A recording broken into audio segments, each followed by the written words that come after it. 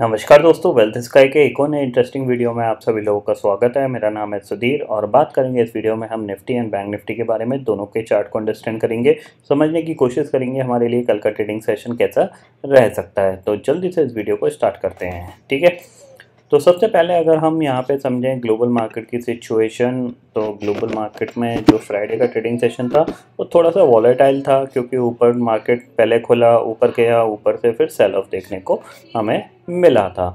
अगर वहीं पे हम देखें तो यहाँ पे अगर आप देखोगे नास्डैक एक ब्रेकआउट के साथ सस्टेन कर रहा है हायर साइड पे, तो ये अच्छी बात है, क्योंकि आप देख रहे हो ये हायर साइड पे ही सस्टेन करने की कोशिश कर रहा है और ब्रेकआउट को कंटिन्यूसली यहाँ पे क्या है होल्ड करने की कोशिश कर रहा है।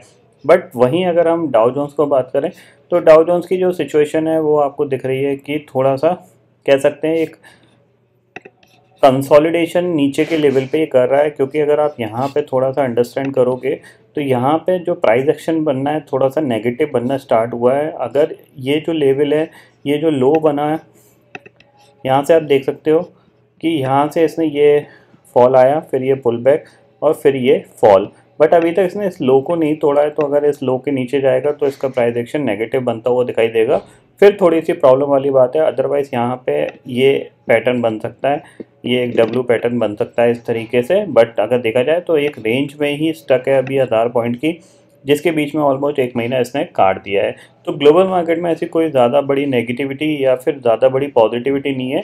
ओवरऑल ग्लोबल सेंटीमेंट जो है वो पॉजिटिव कामकाज कर रहा है, ये पॉइंट आपको ध्यान में रखना है। दूसरी चीज़ आती है कि यहाँ पे अगर एफआईआई फिगर देखोगे तो जाहिर सी बात है एफआईआई फिगर जो है वो पॉजिटिव है, कंटिन्यूसली बाइंग कर रहे हैं, तो ये अच्छी बात है। आप देख सकते हो जैसे अगर हम देखें 4 मई से इन्होंने अभी तक कंटिन्यूसली बाय किया है, तो ये अच्छी चीज़ है कि एफआईआई सेल नहीं कर रहे हैं। और एफआईआई नॉर्मली जब सेल करते हैं तो उनके पोर्टफोलियो में जो ज़्यादातर स्टॉक्स होते हैं वो हैवी वेट्स होते हैं, और हैवी वेट्स स्टॉक्स में जब सेलिंग आती है तो मार्केट डिफ़ॉल्ट नीचे आ जाता है, ठीक है। तो ये अच्छी चीज़ है, एफआईआई कंटिन्यू बाय कर रहे हैं, तो हमें भी क्या करना है, बाय साइड पे ही ज़्यादातर फोकस करके चलना है, ठीक है। अब चलते हैं अपने मार्केट पे और सबसे पहले ऑप्शन चेन डाटा देखते हैं। ऑप्शन चेन डाटा में अगर आप देखोगे तो 18300 की जो कॉल है वहाँ पे 62 लाख का ओपन इंटरेस्ट खड़ा हुआ है, और पुट पे कितना है 64 लाख का। 18200 की कॉल पे सिर्फ 22 लाख का है, 18200 की पुट पे 69 लाख का ओपन इंटरेस्ट, यानी 18200 आपके लिए बहुत ही इंपॉर्टेंट सपोर्ट का काम करेगा। जब तक 18200 के नीचे निफ्टी नहीं जाता तब तक यहाँ पे शॉर्ट का कोई व्यू बनता नहीं है as per the option chain data. और अगर 18400 की पुट पे अगर ओपन इंटरेस्ट बढ़ना स्टार्ट होता है तो डेफिनेटली 18400 ब्रेक होता हुआ दिखाई देगा। अभी जो करेंटली ओपन इंटरेस्ट है वो 10 लाख का है, आपको यहाँ पे दिख रहा है, ये 10 लाख का ओपन इंटरेस्ट है। मान लो ये 10 से 20 हो जाता है, ठीक है, फिर 40 हो जाता है, फिर 50 हो जाता है, इस तरीके से बढ़ता रहता है, तो फिर चांसेस वेरी है कि ये एक ब्रेकआउट दे सकता है निफ्टी, ठीक है। इतना समझ में आ गया। चार्ट पे चलते हैं, चार्ट पे देखते हैं। सबसे पहले निफ्टी का चार्ट लगाते हैं, इसको हटा देते हैं यहाँ पे, ये लाइनें भी हटा देते हैं यहाँ पे। सबसे पहले मंथली चार्ट देखते हैं, मंथली चार्ट पे पिक्चर क्या है। मंथली चार्ट पे जो पिक्चर दिख रही है वो क्लियरली अच्छी दिख रही है। इसने जो positive price action monthly chart पे बना हुआ है वो स्टिल इंटैक्ट है, और हम धीरे धीरे कहीं ना कहीं दोबारा से ऊपर की तरफ बढ़ रहे हैं, ठीक है। मंथली चार्ट पे कोई प्रॉब्लम नहीं है हमारे लिए, ये चीज़ समझ लीजिएगा। वीकली चार्ट पे चलते हैं, तो वीकली चार्ट पे अगर आप देखोगे तो वीकली चार्ट पे भी अगर हमारे पास अंडरस्टैंड करने के लिए देखा जाए तो ये एक रेजिस्टेंस लेवल था, बट इसने वीकली चार्ट पे इसको ब्रेक करके इसके ऊपर ही क्लोजिंग दी है। अब जो नेक्स्ट रेजिस्टेंस होगा वो होगा इसके लिए 18500 के करीब का, ठीक है। इतना आपको क्लियरली समझ में आ गया। और प्राइस एक्शन भी हम देख सकते हैं पॉजिटिव ही कामकाज कर रहा है, यहाँ पे कोई ज़्यादा करेक्शन हमें देखने को नहीं मिल रहा है। डे चार्ट पे चलते हैं, डे चार्ट को समझते हैं, ठीक है। ये है डे चार्ट, और डे चार्ट पे अगर हम देखें यहाँ पे तो कहीं ना कहीं ये जो लेवल है वो बहुत इंपॉर्टेंट है, इसको टेस्ट करता हुआ दिखाई दे सकता है निफ्टी, जो कि है 18476 का। एक चीज़ ध्यान में रखिएगा, अगर आप इस हाई के ऊपर निकलते हो यानी 18390 के ऊपर निकलते हो तो चांसेस वेरी हाई कि ये इस लेवल को टेस्ट कर सकता है, ठीक है। 50 मिनट के टाइम फ्रेम पे चलते हैं, तो 50 मिनट के टाइम फ्रेम में आप समझ लीजिए यहाँ पे देखो, सबसे पहले ये हाई इंपॉर्टेंट है जो कि 18360 का है। अगर आप इसके ऊपर सस्टेन कर गए तो फिर आपके लिए टारगेट ये वाला खुलेगा जो कि है 18475 का, ठीक है। जब तक आप 18,200 के नीचे नहीं जाते तब तक आपको यहाँ पे कोई सेलिंग का व्यू नहीं लेना है। ये चीज़ आप क्लियरली समझ लीजिए। यानी इस चैनल के ब्रेकआउट या ब्रेकडाउन पे आपको करीब 150 पॉइंट का मूवमेंट यहाँ पे मिल सकता है। इतना आप क्लियरली ध्यान में ज़रूर रखिएगा, ठीक है। अगर ये नीचे ब्रेक करता है तो आपके पास जो टारगेट है वो अराउंड है आपका 18,040, और ऊपर ब्रेक करता है तो आपका 18,475 का ये टारगेट आपको होगा, या फिर 18,500 भी आप मान के चल सकते हो, क्योंकि फिर 18,500 ज़्यादा दूर नहीं रहेगा, ठीक है। निफ्टी का समझ में आ गया। बैंक निफ्टी का देख लेते हैं। तो बैंक निफ्टी का अगर हम देखें तो जाहिर सी बात है, बैंक निफ्टी में मंथली चार्ट पे बैंक निफ्टी क्लियरली दिख रहा है पॉजिटिव है, नया लाइफ टाइम हाई की तरफ बढ़ रहा है। चांसेस वेरी हाई कि एक नया लाइफ टाइम हाई यहाँ पे लगा सकता है, और अगर थोड़ा सा भी सस्टेन कर गया तो 45,000 इसके लिए नेक्स्ट टारगेट होगा, क्योंकि निफ्टी अभी भी काफ़ी दूर है अपने नए लाइफ टाइम हाई से। तो कहीं ना कहीं 1% का मूवमेंट यहाँ पे आता है तो करीब कह सकते हैं कि 45,000 का बैंक निफ्टी हाई बना सकता है, ठीक है, समझ में आ गया। वहीं अगर हम वीकली चार्ट पे चलते हैं तो वीकली चार्ट पे भी पॉजिटिव है, कोई ज़्यादा बड़ी नेगेटिविटी नहीं दिख रही है यहाँ पे। और डे चार्ट पे चलते हैं तो डे चार्ट पे यहाँ पे एक ब्रेकआउट है, ठीक है, क्योंकि इसने ऑलमोस्ट जो क्लोजिंग दी है वो सबसे हाईएस्ट लेवल की क्लोजिंग है। अगर देखा जाए इन दो क्लोजिंग को हटा दिया जाए, ये दो क्लोजिंग हटा दी जाए यहाँ पे, ये दो क्लोजिंग, तो उसके बाद की ये सबसे हाईएस्ट क्लोजिंग है। तो कहीं ना कहीं मार्केट का सेंटीमेंट बैंक निफ्टी का काफ़ी अच्छा है, पॉजिटिव है।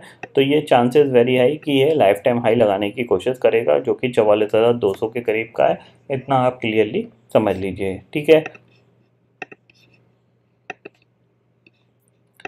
ये है 15 मिनट का टाइम फ्रेम। अब इसमें आप समझो कि इसमें आपके लिए कौन से इंपॉर्टेंट लेवल है। इसको आधे घंटे का कर देते हैं, ठीक है।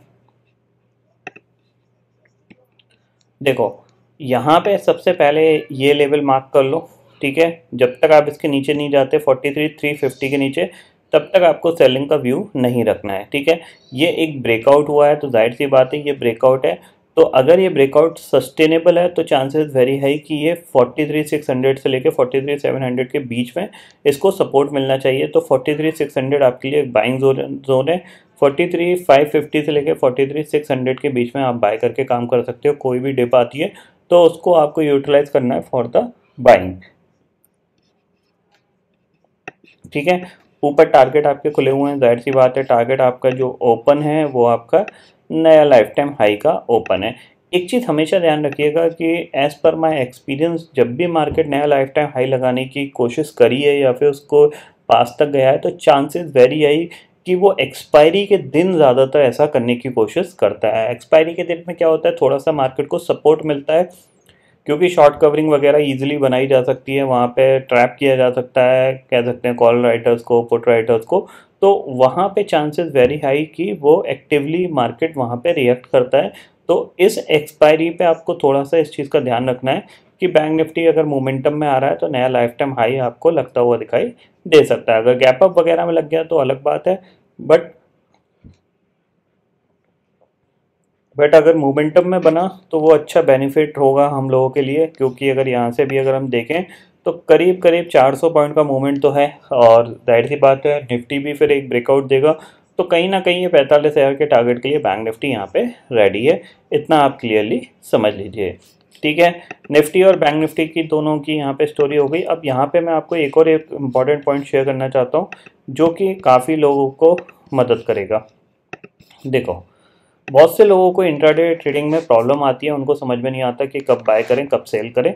तो यहाँ पे मैं आपको एक लॉजिक बताता हूँ, आप क्या करो। अगर आपको इंट्राडे थोड़ा सा टफ लग रहा है, समझ में नहीं आ रहा है, तो आप इंट्राडे मत करो, आधे घंटे का टाइम फ्रेम लो और यहाँ पे आप एक सुपर ट्रेंड को लगा लो, ठीक है। सुपर ट्रेंड को लगाने के बाद ऐसा नहीं है कि आपकी हर ट्रेड प्रॉफिटेबल जाएगी, बट इस चीज़ की एश्योरिटी मैं आपको देता हूँ कि अगर आपकी 5 में से एक ट्रेड भी सही जाएगी तो भी आप बहुत अच्छा पैसा बना लोगे। 5 में से एक ट्रेड सही जाएगी, यानी 4 गलत जा रही हैं, एक सही जा रही है, तो भी बहुत अच्छा पैसा आपका बनेगा। आपको करना क्या है कि जब भी आपका सुपर ट्रेंड ब्रेक हो रहा है, जैसे यहाँ पे सुपर ट्रेंड ब्रेक हुआ, ये कैंडल पे ब्रेक हुआ, अगली कैंडल इसके ऊपर आ गई, तो यहाँ पे आपको एट द मनी की कॉल बाय कर लेनी है। यानी जो भी लेवल यहाँ पे चल रहा होगा उसकी कॉल आप बाय कर सकते हो। जैसे इस केस में यहाँ पे क्या है कि 17,700 की कॉल आप यहाँ पे बाय करोगे, 17,700 की कॉल बाय करोगे, जो भी प्रीमियम चल रहा है आप उसको होल्ड करोगे। होल्ड करना मतलब आप इंट्राडे के लिए भी होल्ड करोगे, कैरी फॉरवर्ड के लिए भी होल्ड करोगे। ठीक है, इतना समझ में आ गया। और इसको आपको होल्ड करना है टिल जब तक ये आधे घंटे का क्रॉस ओवर, यानी आधे घंटे का सुपर ट्रेंड जब तक नेगेटिव नहीं बन जाता और नेगेटिव ट्रेंड नहीं बनाता। ठीक है, तब तक आपको होल्ड करना है। तो होगा क्या कि 4 में से 5 में से एक ट्रेड ऐसी मिलेगी जिसमें एक बड़ा मोमेंटम होगा, जैसे कि यहाँ से 700 से ऑलमोस्ट 18,200 के आसपास चला गया निफ्टी। तो करीब करीब देखा जाए तो 500 पॉइंट का मूवमेंट है और एट द मनी का ऑप्शन 500 पॉइंट का मूवमेंट दे रहा है, तो जाहिर सी बात है 300 350 पॉइंट तो प्रॉफिट आपका बन सकता है। इतना आप क्लियरली समझ लीजिए। और अगर एट द मनी का अगर आप ऑप्शन का प्राइस देखोगे तो जैसे करेंटली देखें तो निफ्टी कहाँ पे चल रहा है, निफ्टी आपका चल रहा है 18,300 पे।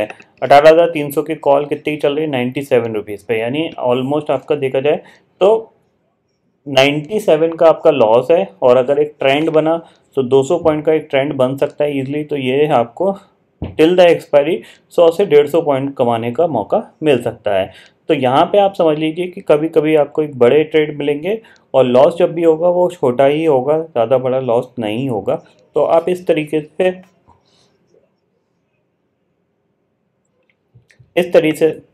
से आप फॉलो कर सकते हो। अगर आप इंट्राडे ट्रेड समझ में नहीं आती है तो आप पोजिशनल ट्रेड इस तरीके से फॉलो अप कर सकते हो। जहाँ पे आपको सिग्नल सेल सिग्नल मिल गया वहाँ पे आप एग्जिट कर लीजिए, जहाँ पे आपका बाय सिग्नल जनरेट हो रहा है वहाँ पे आप बाय कर लीजिए। ठीक है, सिंपल सी चीज़ है, इस चीज़ को आप थोड़ा सा प्रैक्टिस कर लीजिएगा।